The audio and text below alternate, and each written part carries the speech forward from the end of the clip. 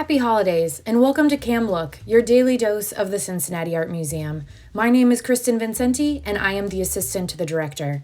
Over the next 12 workdays, museum staff and volunteers will be here to share works from our collection that have a connection to the holiday song, The 12 Days of Christmas.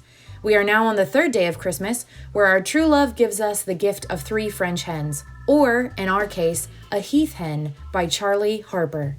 Charley Harper had an alternative way of looking at nature. His serigraphs were large expanses of rich color, which gave the viewer a very different perspective on the animal kingdom.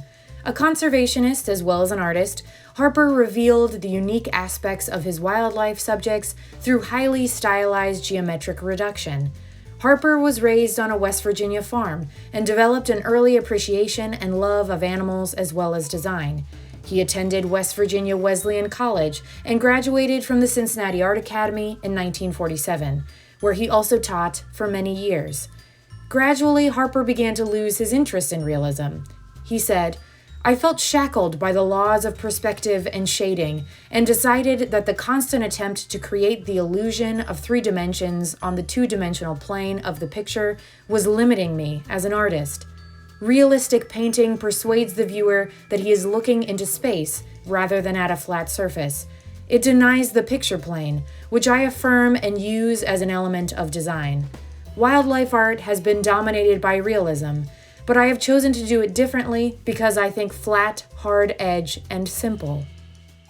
Heath hens are now extinct, once abundant in New England, inhabiting sandy scrub oak plains and sandplain grasslands from Virginia to Maine, seen here. The birds were so tasty and easy to shoot that they were hunted to extinction on the mainland by 1870. One last flock survived on Martha's Vineyard for 60 years because islanders embraced habitat preservation, and the hens were defended against hunters and predators.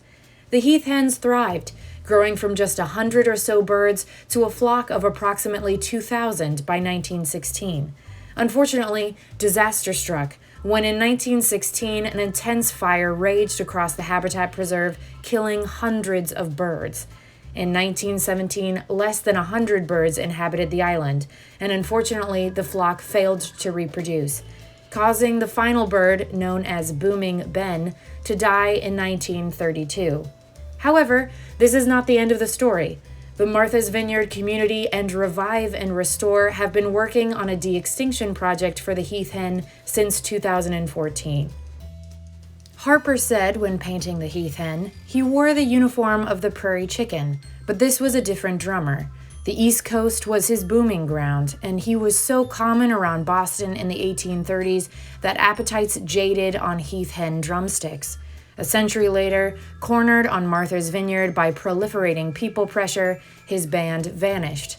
The last Heath hen was the first last of a species to be studied in his natural environment, one of our most famous last birds.